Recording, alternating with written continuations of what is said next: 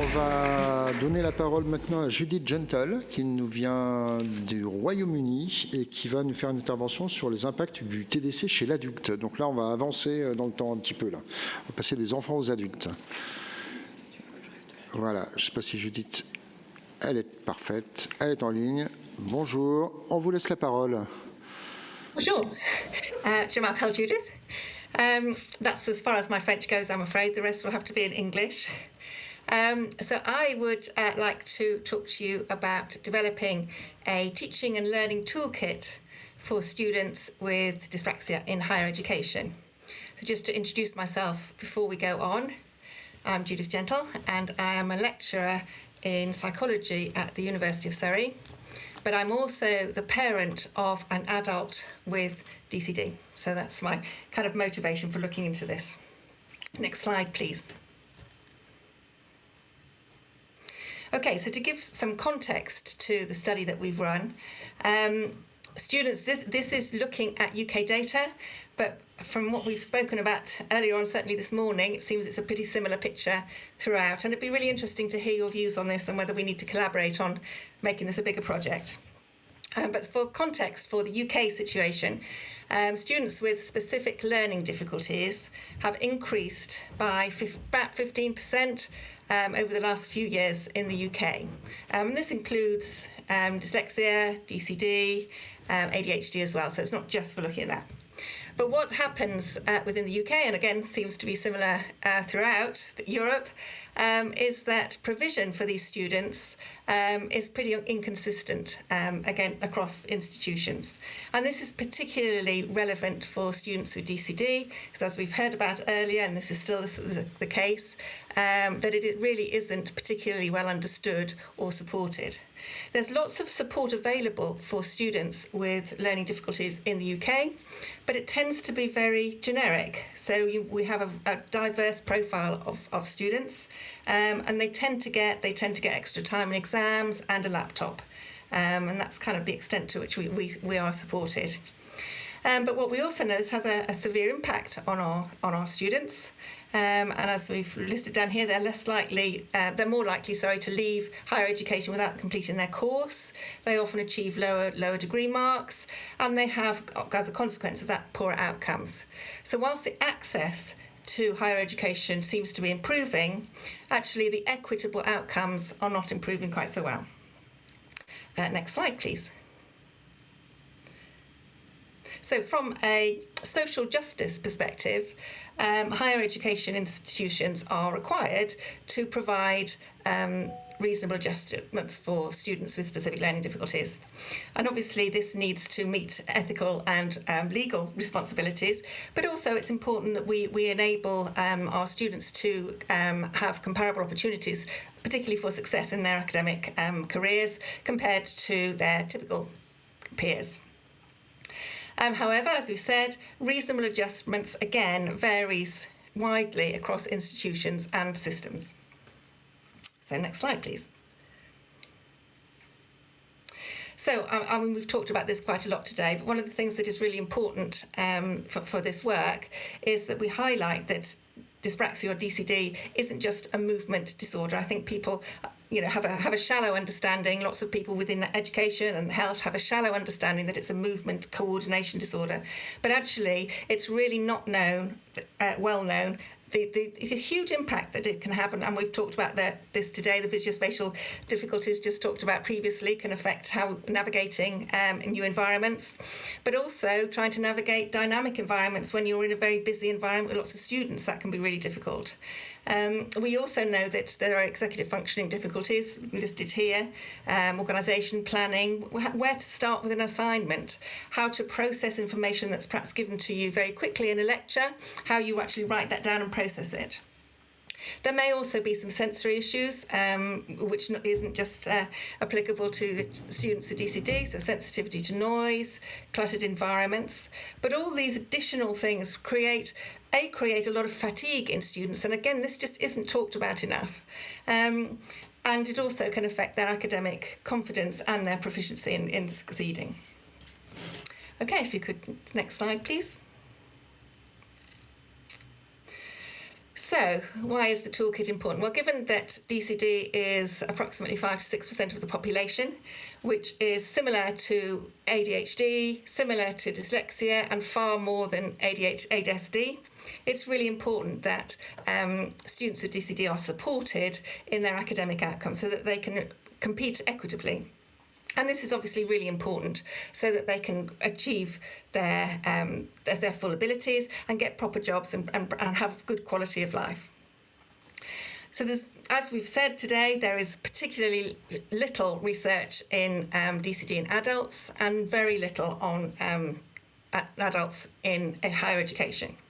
So it's what we also find is, as I've spoken to several disability and neurodiversity teams, as we tend to call it here over in the UK, people are very willing and keen to learn, but actually we just don't have the tools available to know what it is that students with DCD need.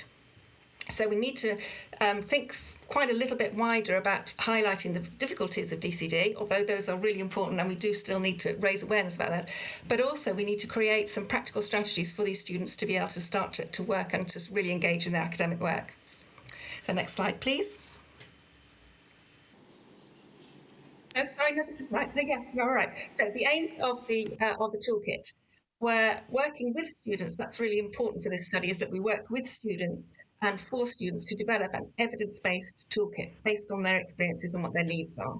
And we want to be able to educate the professionals working with students with DCD, but also to be able to support the students in DCD with higher education. So our goal was to ensure that students with DCD have equitable opportunities to achieve their full potential. Okay, next slide, please. Fingers crossed it moves. Oh, here we have. Okay, so this study has 3 phases. I'm going to talk to you about 2, and I'm just going to end up with a little bit talking about the toolkit. So if you'll just do the next slide, which is just a ring. So I'm going to start firstly talking to you about the thematic analysis. Next slide, it should come up with a little ring. Thank you. I'm going to talk to you about a qualitative study. Next slide, please. And I'm also going to talk to you about a larger study where we've looked at questionnaire study. And then, as I say, I'll finish off with my ideas for the toolkit, but this is still in process. Okay, next slide, please. So phase 1 was a qualitative study where we interviewed 10 students with DCD, and they only had DCD. We went to a lot of trouble to make sure that there was no co-occurring conditions, which, as we've spoken about, is not easy, bearing in mind it's often co-occurs with other conditions. But what we wanted to do in this first study was to make sure that the difficulties were purely associated with DCD and not any co-occurring ADHD or any of the other difficulties that we have. So you can see we had an age range of 21 to 38. We used the movement ABC2 and the adult DCD checklist to make sure that our students had their diagnosis of DCD. And we structured the interviews around 4 main areas. So looking at asking if they had received support from university, whether there were any pre-university adjustments, asking about their positives and negative experiences in DCD, and then what their coping strategies. And this was a really important part of the study, that we wanted to hear about their coping strategies so that we could start to inform what we're going to put in the toolkit. And then we analysed the data using thematic analysis. Next slide, please. So this study is now published. Oh, stop moving on again. Oh, there we go. Yes, it has. This study is now published. As you can see from the triangle there, we have highlighted 4 main areas that we extracted from the data. So there was difficulties with everyday living, difficulties with participation in higher education in varying forms, difficulties with well-being, but they all really emanated around, as I don't need to tell you, a lack of awareness. And they felt generally that if the awareness was dealt with, they would get a lot more support, and all these other areas would be easier for them to deal with. And then for the strategies they use, or their support recommendations, their first and most important support recommendation was to raise awareness, and I think we'll all agree with that. That's a very much needed approach. They were also talking about, even though we had students who only had DCD, they presented in very different ways, and they developed their own coping systems based on their own particular remit. As we know, it's a very heterogeneous condition. A lot of them, as you can see, they were younger, obviously, being students. A lot of them embraced technology, and they really used a lot of technology to help with organisation skills and helping organise things. This was really before AI had come in, so obviously this can be working in a little bit more for now. One of the things that really came through this, though, was that students felt empowered after talking about it a little bit more to advocate for their needs. And I think this is something that, well, it came up in the next study, that is something that we really need to support the students with DCD, need to know that their needs are important and they do need to advocate for them, and that they will be supported. Anyway, I've gone on to the others. The other area I just wanted to mention here that was discussed and is in the next study is well-being. But I also think that we need to be very specific about well-being, because well-being for individuals with DCD generally emanates from issues with movement and all the psychosocial effects that has, the judgments from society. And I think that's a very different way that it can affect other students with anxiety or depression. And I think, again, this needs to be, the well-being industry needs to be more aware of what DCD is and how that impacts. Sorry, next slide, please. So phase 2 was the questionnaire study that we then followed on. So we informed the questions of the questionnaire from what we found in the qualitative study. And we had a total of 68 participants, mainly female, as you can see. 75% of these participants did have a co-occurring condition, so this is perhaps more realistic of everyday life. And we used the adult DCD checklist to ensure that they met our criteria, as well as a diagnosis, because only 75% of the students that took part had a diagnosis, whereas they all fitted in with the ADC mean. And again, we explored 4 main areas in this. So again, university support and exam adjustments, organisation and well-being, coping strategies, which again was really important, and priorities for support. And I've got some quantitative data analysis here on the next slide for you, and we will be analysing the open text using thematic analysis, but I haven't got information for that yet. So these are the findings. So what we found, so we've got 2 ways of putting the findings here for you to just have a look at. So we have ranked the various areas in terms of the amount of numbers of students who selected these. So as you can see, 44 students, or 65% of the students selected they wanted help with their organisation skills. So the top 3, help with organisation, additional time in exams, and academic support, both the number selected and the mean importance rank agree. So the lower the mean importance rank, the more important it was, because 1 was classed as most important, as you can see at the bottom there. But you can see some anomalies later on. So, for example, navigating the campus was only selected by 24 participants, but actually that's got a mean importance rank of 4.5, which is slightly higher than some of the others. So it looks like those 24 students ranked navigation as a really high importance. It may well have been those students had visuospatial difficulties. And we can also see access to a scribe here. So only 18 participants completed that, said they needed some help with that. But that was given a mean importance that was quite high. Now, I haven't had time to look at the data. It may well be that those students who felt they needed access to a scribe were in specific industries. We know that in the UK, if you're in the nursing industry, for example, we still do handwritten notes on the ward. Or it may have been older participants who didn't have computers and things. So I need to look in a little bit more detail at that. But that's kind of the top 3 definitely are the most strongest for us to see.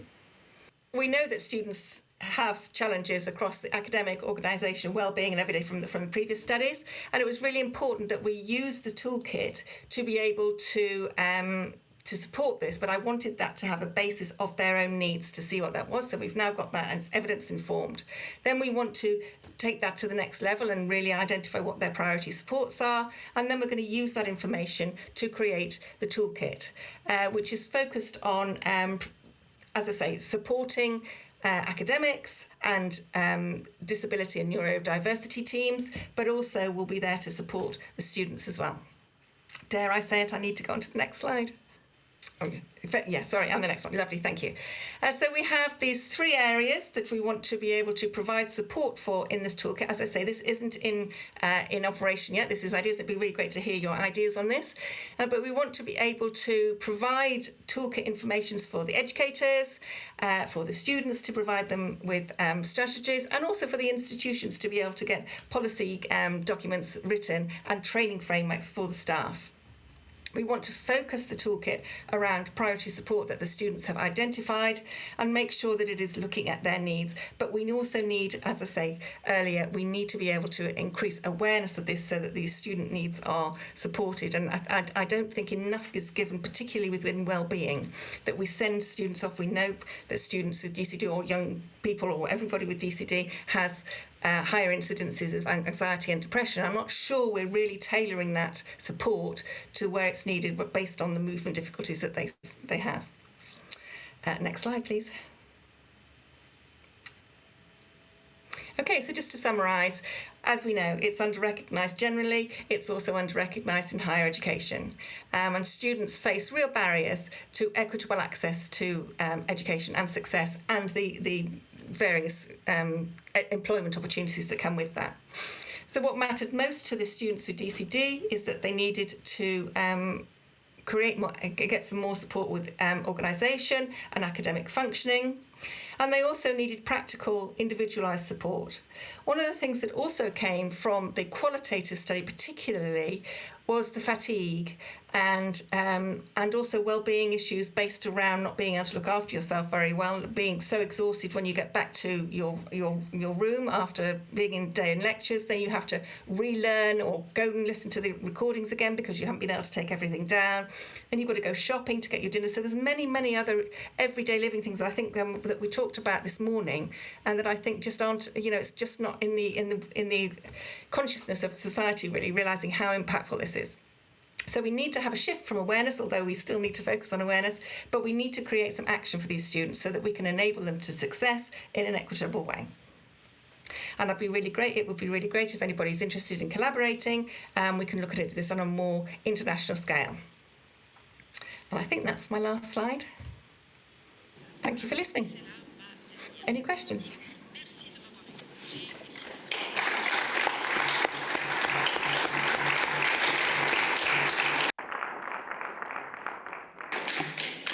Merci beaucoup pour cette intervention et puis cet appel à travailler ensemble.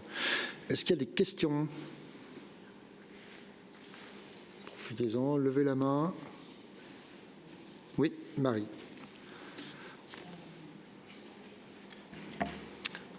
En France, il y a un programme universitaire qui s'appelle Atypie Friendly et qui favorise l'accueil des étudiants avec TND dans l'enseignement supérieur, enfin principalement les universités.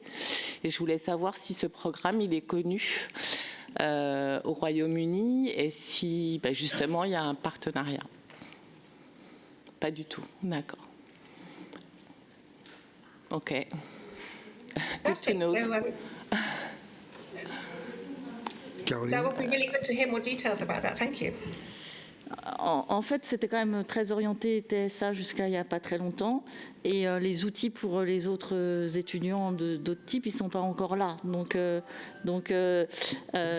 c'est vrai, on est vraiment à une étape préliminaire. Là, moi, j'en suis aux relectures de ce qui est proposé. Et franchement, on n'a pas encore abouti à quelque chose d'utilisable pour des étudiants en dyspraxie, par exemple. Donc c'est pour ça qu'elle ne peut pas connaître, en fait, pour le moment, Judith. Après, on va plutôt faire l'inverse, on va plutôt s'inspirer de ce qu'ils ont fait eux, pour voir, parce qu'ils sont en avance, pour voir si on ne peut pas utiliser ça, à mon avis, pour les autres types de TND que les TSA, en fait. Merci pour ton intervention, Caroline. Est-ce qu'il y a d'autres questions dans la salle? Non, pas d'autres? Très bien. Écoutez, merci beaucoup. Pardon? Ah, oui, vas-y. Oui, merci beaucoup. Ronan Langlois, je suis bénévole DFD dans le 92, dans les Hauts-de-Seine. Vous avez beaucoup parlé du milieu étudiant, mais j'aimerais savoir si vous avez des études ou des propositions à faire, ou si vous allez en mener à l'avenir, concernant la recherche d'emploi et surtout le maintien dans l'emploi, chose qui me concerne particulièrement aujourd'hui, parce qu'il y a de nombreux employeurs qui malheureusement ne prennent pas en compte ce type de handicap, parce que c'est un handicap malheureusement invisible. Pour une petite anecdote, j'ai eu un entretien d'embauche il y a quelques années et on m'a dit est-ce que le bâtiment sera accessible pour vous lorsque j'ai parlé d'un éventuel handicap. Voilà, donc c'est une des choses à dire. C'était ma seule et unique question. Je vous remercie. Absolutely, it's something that I'm really passionate about. My son is 26, he's looking for work, so it's really something I'm passionate about. I have actually got data on this. We took a while ago. It's just waiting to be written up. But yes, it's something that is really important, and we do again need to raise awareness. I have such horror stories of people I know, young people in DC, with DCD going into work and just having their needs just completely misunderstood and bullying, and yeah, so it's a really important area, and I'd be really great to work and see if we can do something without that. Merci beaucoup, Judith.